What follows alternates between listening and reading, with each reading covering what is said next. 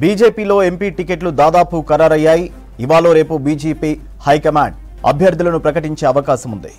Zaheerabad ticket సినీ నిర్మాత దిల్ రాజుకి ఇచ్చే అంశాన్ని బీజేపీ పరిశీలిస్తోంది. మహబూబ్ నగర్ టికెట్కు తీవ్ర పోటీ నెలకొంది. డీకే అరుణ, శాంతికుమార్, జితేందర్ రెడ్డిలో టికెట్ కోసం తీవ్ర ప్రయత్నాలు చేస్తున్నారు. సికింద్రాబాద్లో మరోసారి కిషన్ రెడ్డి పోటీ చేస్తారని తెలుస్తోంది. ఇక కరీంనగర్ బండి సంజయ్, నిజామాబాద్ అరవింద్, ఆదిలాబాద్ సోయం బాపురావుకు టికెట్ ఖరారైనట్టు సమాచారం.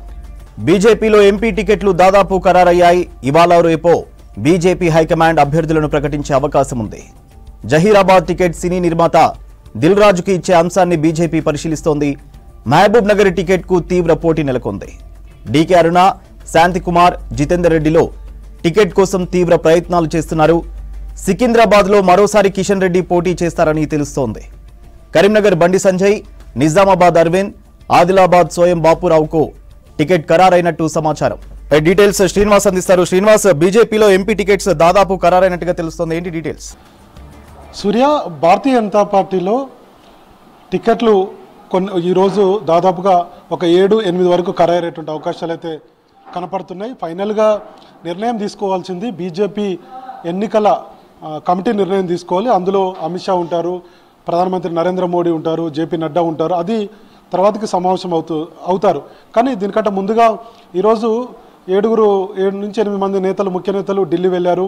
ఇప్పుడు ప్రెసిడెంట్ అంతా వీళ్ళంతా కూడా ఢిల్లీలో ఉన్నారు. కిషన్ రెడ్డి, అట్లనే లక్ష్మణ్, బండి సంజయ్, డీకే అరుణ, ఈటల రాజేందర్, జితేందర్ రెడ్డి మాజీ ఎంపీ, గరికపాటి మాజీ ఎంపీ, తర్వాత పొంగులేటి సుధాకర్ రెడ్డి, వీళ్ళంతా కూడా ఇప్పుడు ప్రెసిడెంట్ అయితే ఢిల్లీలో ఉన్నారు. మరి కాసేపట్లో సునీల్ బన్సల్తో సమావేశం కాబోతున్నారు. తెలంగాణ రాష్ట్ర వ్యవహారాల ఇన్ఛార్జి సునీల్ బన్సల్ ఉన్నారు. సో ఆయనతోటి సమావేశం కాబోతున్నారు. ప్రాథమికంగా వీళ్ళంతా కూడా ఒక సమావేశమైన తర్వాత మళ్ళీ సాయంత్రం కోర్ కమిటీ ఉంటుంది. ఈ కోర్ కమిటీ సమావేశంలో అంటే ఎన్నికల ఈ టికెట్లకు సంబంధించినటువంటి ఎలక్షన్ కమిటీ ఉంటుంది, దానికి కోర్ కమిటీ ఉంది. ఆ కోర్ కమిటీతో బీజేపీ తెలంగాణ నేతలు సమావేశం అవుతారు. ఆ సమావేశంలో టికెట్ల అంశము చర్చకు వస్తుంది. వాస్తవానికి ఇప్పటికే భారతీయ జనతా పార్టీ రాష్ట్ర శాఖ ఒక 3 పేర్లతో ఒక లిస్టు పంపింది. అది రాష్ట్ర వ్యవహారాల ఇన్ఛార్జీల దగ్గర ఉంది, కానీ ఇంకా కోర్ కమిటీ ముందుకు వెళ్ళలేదు అనేది కొద్దిసేపటి క్రితం ఢిల్లీలో ఉన్నటువంటి నేతలతో మాట్లాడినప్పుడు ఈ అంశాన్ని చెప్పారు. కాబట్టి ఇప్పుడు 1+2 తీస్తారా, లేదంటే 1+3 ఉంటుందా అనేది చూడాలి. మొత్తానికి ఒక 3 పేర్లను ప్రతి పార్లమెంటు నియోజకవర్గానికి 3 పేర్లతో ఒక లిస్టును ఈరోజు తయారు చేసేటువంటి అవకాశం ఉంది. అయితే పేరుకు ఈ లిస్టు మాత్రమే తయారు చేస్తున్నప్పటికీ కూడా ఫైనల్గా ఒక 6-7 టికెట్లు దాదాపుగా ఖరారు అనేది పార్టీ వర్గాల్లో జరుగుతున్నటువంటి చర్చ. ఇక సిట్టింగ్ల విషయానికి వస్తే భారతీయ జనతా పార్టీ 2019 పార్లమెంట్ ఎన్నికల్లో 4 ఎంపీ సీట్లను గెలుచుకుంది. అందులో సికింద్రాబాద్ నుంచి కిషన్ రెడ్డి, అట్లనే నిజామాబాద్ నుంచి ధర్మపురి అరవింద్, తర్వాత కరీంనగర్ నుంచి బండి సంజయ్, ఆదిలాబాద్ నుంచి సోయం బాపురావు.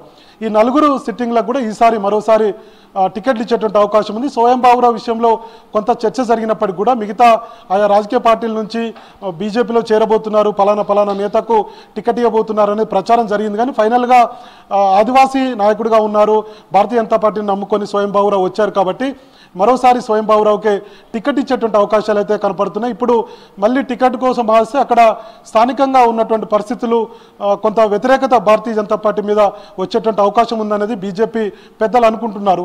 కాబట్టి సోయం బాపురావుకే టికెట్ దాదాపుగా ఖరారైనట్టుగా ప్రచారం జరుగుతుంది. ఇక మిగతా అంశాల విషయానికి వస్తే భారతీయ జనతా పార్టీకి తలనొప్పిగా మారినటువంటి టికెట్ ఒక మల్కాజ్గిరి మాత్రమే.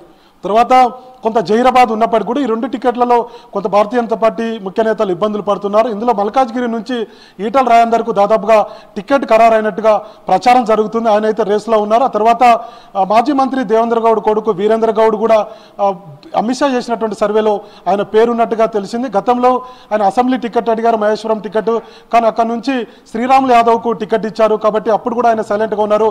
ఆ తర్వాత ఉప్పల్ టికెట్ కూడా ఆశించారు, కానీ ఎన్వీఎస్ ప్రభాకర్కు ఉప్పల్ టికెట్ ఇచ్చారు. కాబట్టి ఈసారి తనకు ఎంపీ టికెట్ ఇవ్వాలని కోరుతున్నారు. బలమైనటువంటి బీసీ సామాజిక వర్గం నుంచి తాను టికెట్ ఆశిస్తున్నారు. కాబట్టి ఆయన పేరు కూడా పరిశీలన ఉండేటువంటి అవకాశం ఉంది. మరోవైపు బీజేపీ సీనియర్ నేత, మధ్యప్రదేశ్ ఇన్ఛార్జి మురళీధర్ రావు గత కొన్ని రోజుల నుంచి కూడా టికెట్ కోసం ప్రయత్నం చేస్తున్నారు. ఇప్పటికే ఆ నియోజకవర్గంలో మల్కాజ్గిరి పార్లమెంటు నియోజకవర్గంలో ప్రచార రథాలు తిప్పుతున్నారు, తర్వాత వాల్ రైటింగ్ చేశారు.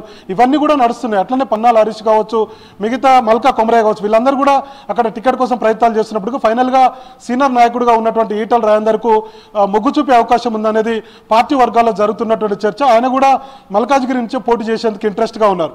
సో ఇక జైరాబాద్ విషయానికి వస్తే, జైరాబాద్లో సినిమా నిర్మాత దిల్ రాజుకు టికెట్ ఇచ్చేటువంటి అవకాశాలు ఉన్నాయనేది కొద్దిసేపటి క్రితం పార్టీ వర్గాల ద్వారా తెలిసింది. ఢిల్లీలో కూడా ఈ అంశం చర్చకు వచ్చినట్టుగా తెలిసింది. ఆయన అన్ని రాజకీయ పార్టీలతోటి సత్సంబంధాలు ఉన్నట్టు టీఆర్ఎస్ కానీ మరోవైపు కాంగ్రెస్ కానీ, వాస్తవానికి ఆయన 2019లోనే పోటీ చేస్తారన్నటువంటి చర్చ జరిగింది. సో ఈ మధ్య కాలంలో అటు బీఆర్ఎస్ కానీ కాంగ్రెస్ టికెట్ ఇస్తుందా అనేటువంటి వార్తలు కూడా వచ్చాయి సోషల్ మీడియాలో. కానీ ఫైనల్గా భారతీయ జనతా పార్టీ దిల్ రాజును పోటీ చేయాలని కోరినట్టుగా తెలిసింది. ఒకవేళ ఆయన ఓకే అంటే మాత్రం ఖచ్చితంగా జహీరాబాద్ పార్లమెంటు టికెట్ ఇచ్చేటువంటి అవకాశాలు అయితే కనపడుతున్నాయి. ఇప్పటికే Dil Raju film chamber of commerce అధ్యక్షుడిగా ఉన్నారు. మరోవైపు మాపల్లె అనే ప్రోగ్రామ్ తోటి కొన్ని స్వచ్ఛంద కార్యక్రమాలు నిర్వహిస్తున్నారు. కాబట్టి భారతీయ జనతా పార్టీ ఆయన వైపు చూస్తున్నట్టుగా మనకు అర్థమవుతుంది. కానీ జహీరాబాద్లో చాలామంది బీజేపీ కార్యకర్తలు ఉన్నారు, టికెట్ ఆశిస్తున్నటువంటి వాళ్ళు కూడా ఉన్నారు. ఒక 7-8 మంది వరకు ఉన్నారు. తమకు టికెట్ ఇవ్వాలన్నటువంటి డిమాండ్ను బీజేపీ పెద్దల మీద ఒత్తిడి తీసుకొస్తున్నారు. అందులో ముఖ్యంగా బద్దం మహిపాల్ రెడ్డి కావచ్చు, అట్లనే బీజేపీ లీగల్ సెల్ రచనారెడ్డి, తర్వాత జైపాల్ రెడ్డి, ఆలే భాస్కర్, తర్వాత అశోక్ ముస్తాపూరి లింగాయత్ సామాజిక వర్గానికి చెందినటువంటి వ్యక్తి. గతంలో కూడా ఆయన టీడీపీతో పొత్తున్నప్పుడు జహీరాబాద్ టికెట్ వస్తుంది అనుకున్నారు. కానీ ఈసారి తనకు టికెట్ ఇవ్వాలని చెప్పి డిమాండ్ చేస్తున్నారు. రెగ్యులర్గా కిషన్ రెడ్డిని కలిసి ఒత్తిడి తీసుకొస్తున్నారు. అట్లనే బీజేపీ రాష్ట్ర కార్యదర్శి ఆకుల విజయ్ కూడా ప్రయత్నాలు చేస్తున్నారు. మరోవైపు సురేష్ రెడ్డి, మీడియా సంస్థలకు సంబంధించినటువంటి సురేష్ రెడ్డి కూడా టికెట్ కోసం ప్రయత్నాలు చేస్తున్నారు. వీళ్ళంతా కూడా జహీరాబాద్ టికెట్ ప్రయత్నం చేస్తున్నారు. మరోవైపు దిల్ రాజు వైపు బీజేపీ జాతీయ నాయకత్వమే ఆయనతో మాట్లాడమని చెప్పి రాష్ట్ర నాయకత్వానికి చెప్పినట్టుగా తెలిసింది. కాబట్టి దిల్ రాజు పేరు ప్రముఖంగా వినపడుతుంది. మరి చూడాలి, జహీరాబాద్ నుంచి దిల్ రాజు పేరు ఖరారు చేసేటువంటి అవకాశాలు అయితే ఉన్నాయనేది పార్టీ వర్గాల్లో జరుగుతున్నటువంటి చర్చ. సో మొత్తానికి ఇక మరో టికెట్ మహబూబ్నగర్ ఎంపీ విషయానికి వస్తే ఇక్కడ నుంచి కూడా చాలా సీరియస్గా పోటీ ఉంది. 3 నేతల మధ్య నువ్వా నేనన్నట్టుగా పోటీ అయితే నెలకొన్నది. ఇక్కడ నుంచి బీజేపీ గతంలో పోటీ చేసిన డీకే అరుణ ఇప్పుడు బీజేపీ వైస్ ప్రెసిడెంట్గా ఉన్నారు మహిళా కోటాలో. మరి మరోవైపు మహబూబ్నగర్ స్థానికంగా ఉన్నటువంటి నాయకురాలు కాబట్టి మహబూబ్నగర్ నుంచి తనకు టికెట్ ఇవ్వాలని చెప్పి కోరుతున్నారు. మరోవైపు జితేందర్ రెడ్డి అక్కడి నుంచి తనకే టికెట్ కావాలంటున్నారు. ఇంకొక వైపు బీజేపీ రాష్ట్ర కోశాధికారి ఉన్నారు శాంతి కుమార్, ఆయన కూడా టికెట్ ఆశిస్తున్నారు. సో ఈ 3 నేతల మధ్య పోటీ తీవ్రంగా ఉంది. మరి టికెట్ అయితే డీకే అరుణకే ఇవ్వాలన్నటువంటి ఆలోచనతో భారతీయ జనతా పార్టీ ఉన్నట్టుగా తెలిసింది. ఎందుకంటే మహిళా కోట, మరోవైపు గతంలో మహబూబ్నగర్ నుంచి పోటీ చేసినటువంటి నాయకురాలుగా ఉన్నారు. కాబట్టి సో మొత్తానికి మహబూబ్నగర్, అట్లనే మల్కాజ్గిరి, మరోవైపు జహీరాబాద్, ఈ మూడు చోట్ల ఈ 3 ఎంపీల నుంచి పెద్ద ఎత్తున భారతీయ జనతా పార్టీకి అయితే పోటీ ఉంది. సో సాయంత్రానికి ఒక క్లారిటీ అయితే వచ్చేటువంటి అవకాశం కనపడుతుంది. సూర్య.